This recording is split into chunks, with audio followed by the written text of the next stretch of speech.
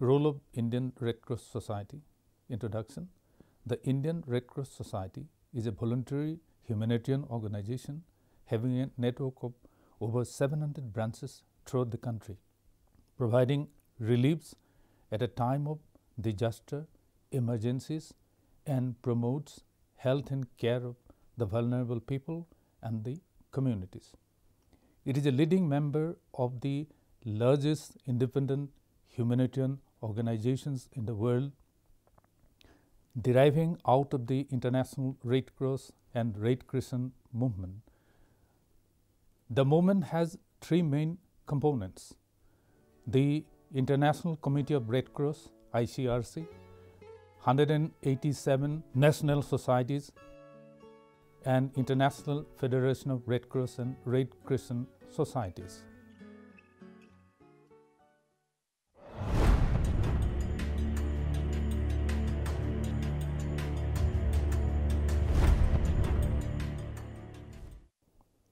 Origin of Indian Red Cross Society.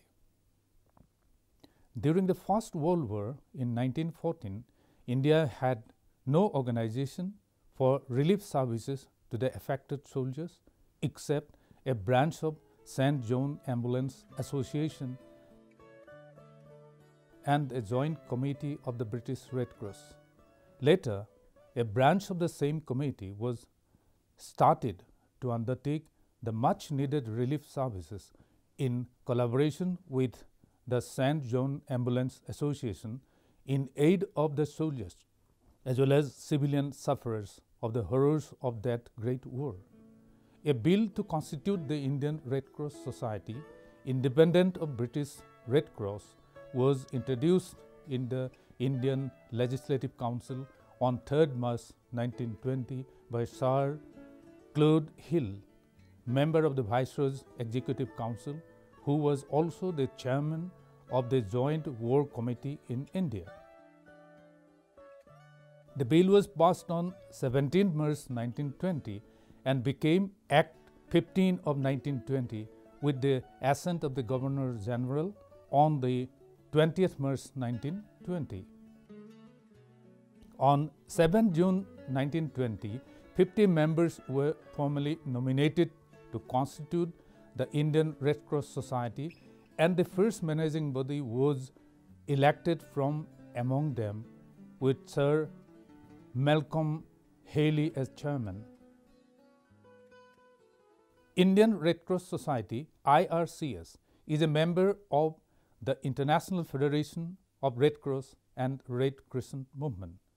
Relations between the IRCS and the Indian delegation for the Federation are strong.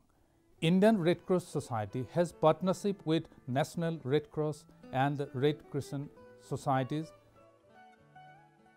St. John Ambulance, International Federation of Red Cross and Red Crescent movements, International Committee of the Red Cross, multinational firms, individuals, and others in supporting IRCS activities. It also coordinates with the Indian government and other agencies like the United Nations Development Programme (UNDP), the World Health Organization (WHO), etc.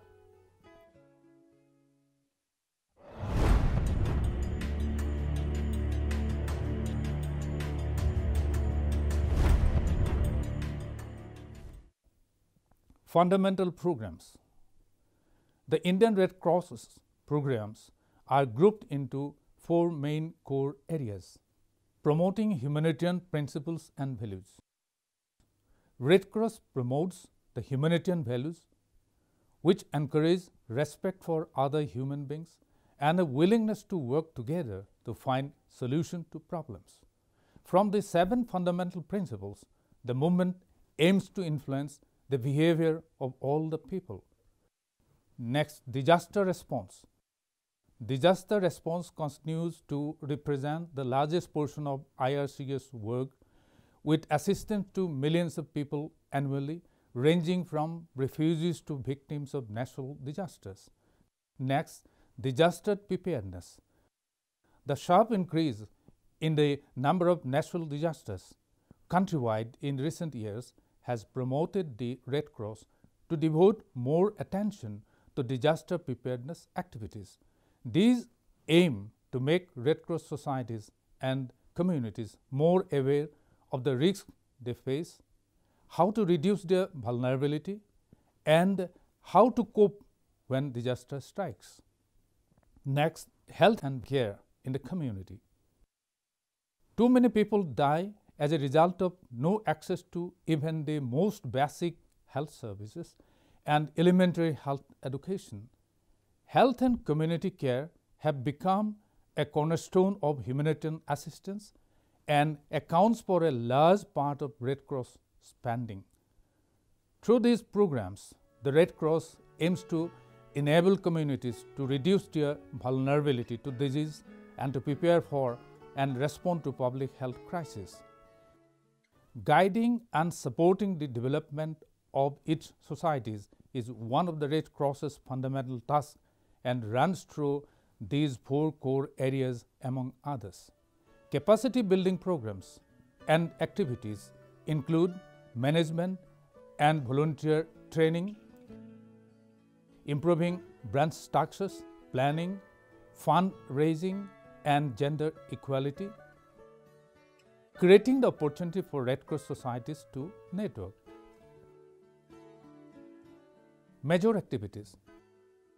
Other major activities include hospital services, blood bank, HIV/AIDS programs, home for disabled servicemen, vocational training centers, tracing activities, maternity, child and family welfare, nursing, junior Red Cross activities, preparedness and prevention of communicable and infectious diseases, relief operations in fire, railways, and other accidents and events.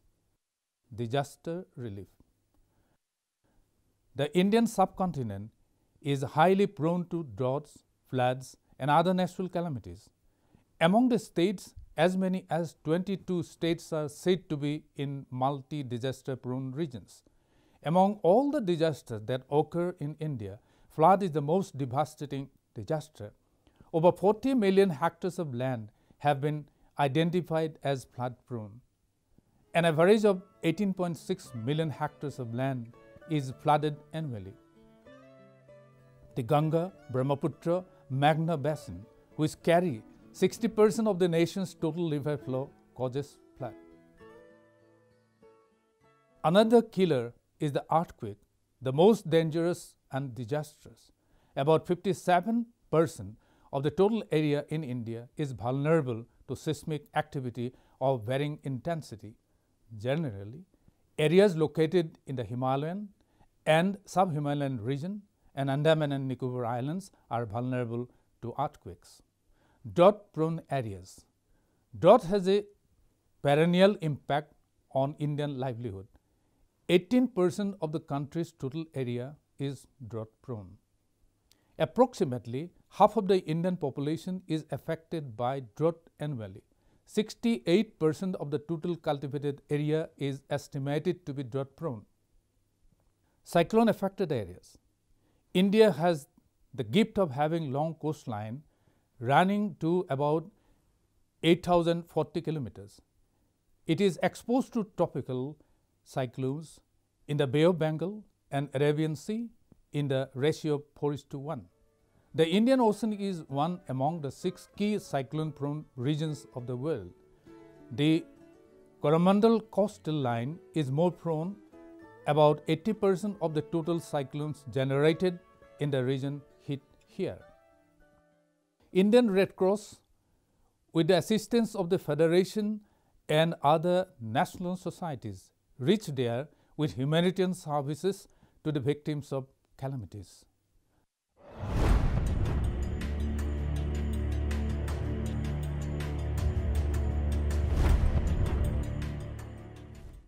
Disaster response.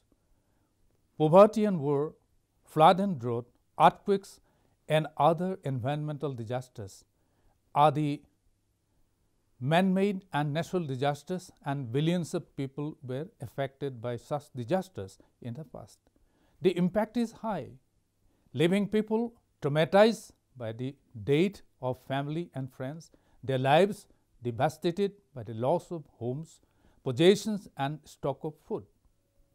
Disasters are becoming more complex with increasingly long-term consequences as they strike countries like India with economic problems or political instability and weaken already fragile public services such as health, water supply, and sanitation.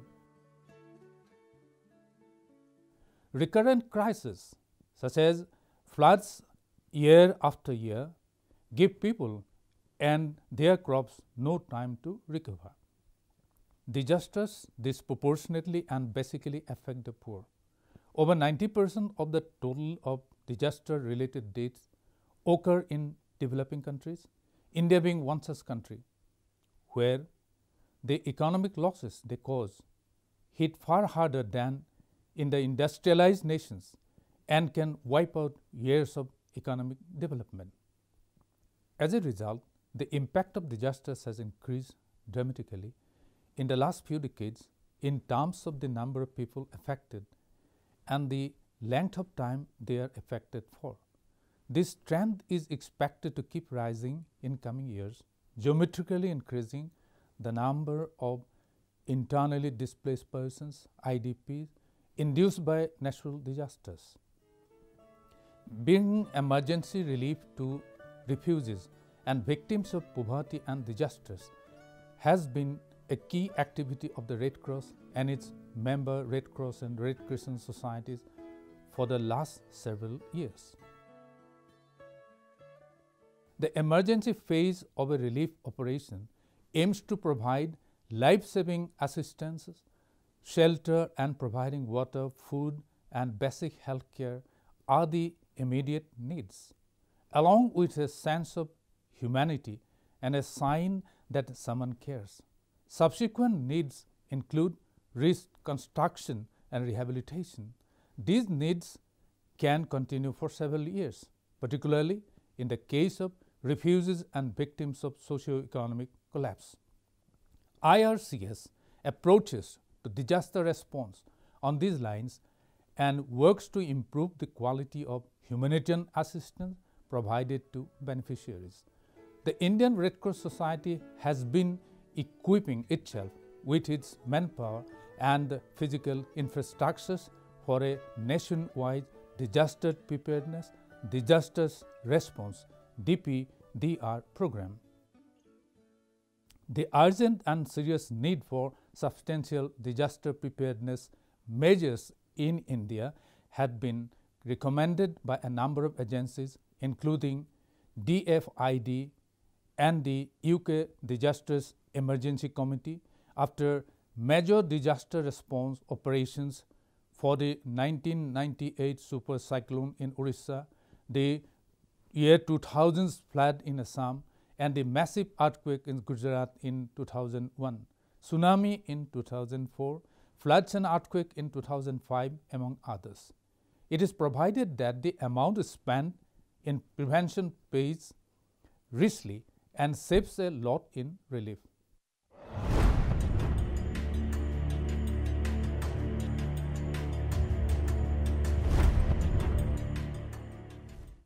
Disaster preparedness.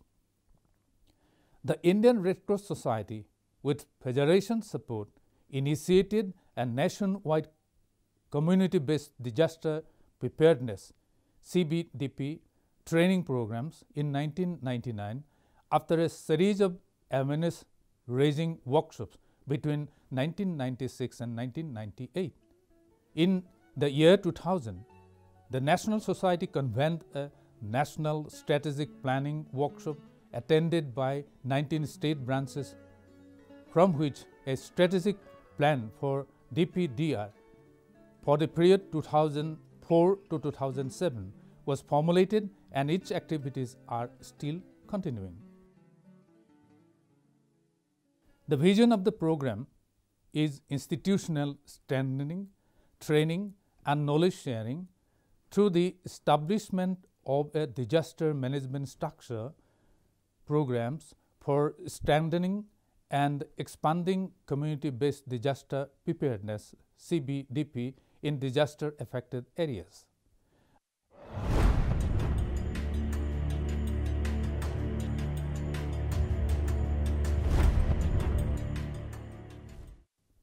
Other activities. The Blood Bank.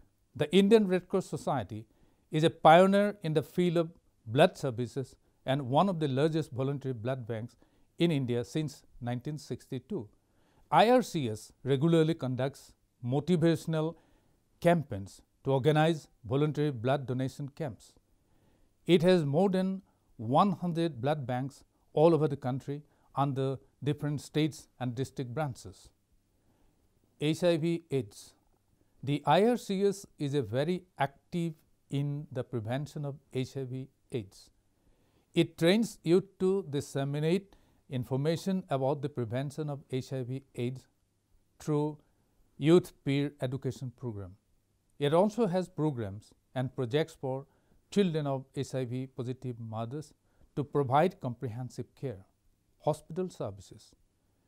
The IRCS provides service for sick and wounded men of the defense forces. Trained IRCS lady welfare officers run welfare services for those people in military hospitals.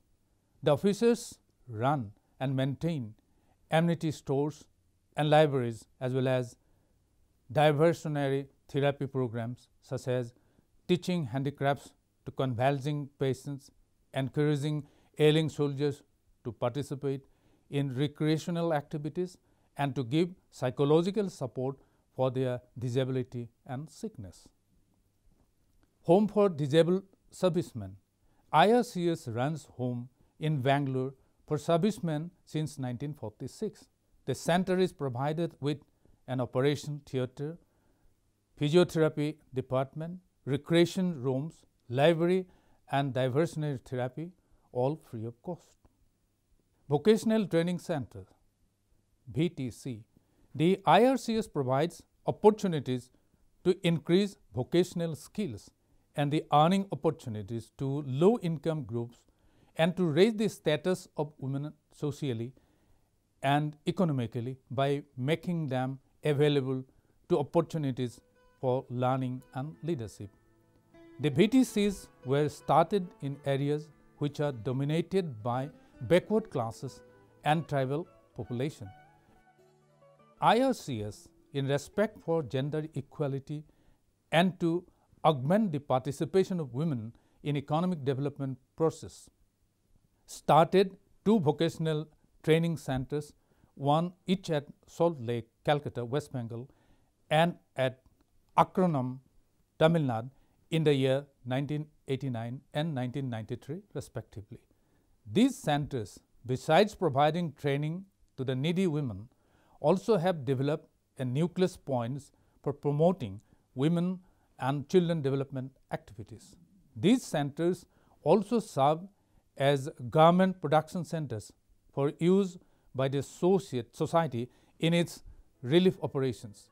It helps in supplementing family income, enabling mothers to spend more liberally on the welfare and upbringing of their children, give economic independence and improve the status of women in the community, enhance their decision-making role and improve the quality of life for the family and the communities in which they live.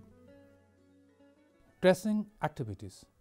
The IRCS helps people trace and send messages to missing loved ones who have been separated through force, unseen and inevitable circumstances when all other means of locating them have not yielded results. It also reunites families who have been separated under similar circumstances. Maternity and child welfare. Child welfare schemes of national headquarters were started in 1954 to extend maternal and child development activities for the weaker section of the community. The welfare activities are being continued through various hospitals, sub-centers and Bal Vikas Kendras. Family welfare. These are run by different states and district branches. All Red Cross, MCW hospitals and centers as well as the family welfare clinics carry out family welfare work. They motivate eligible couples to adopt small family norms and provide them with contraceptives and other family planning devices. Many of these centers are equipped to meet motivational and clinical arrangements. Nursing.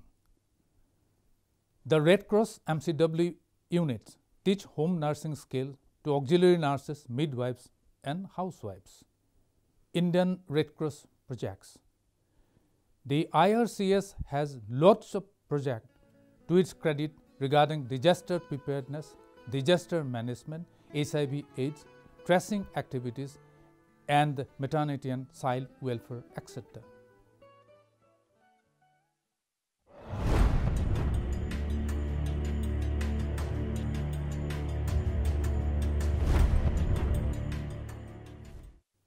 Conclusion. The multidimensional role played by the Indian Red Cross Society in bringing an environment congenial for enjoyment of the basic human rights with dignity and of human values, what they name is really Herculean task. It has been endeavoring consistently since the day of its inception towards restoring the real peace and harmony, the sense of fraternity and belongingness among all.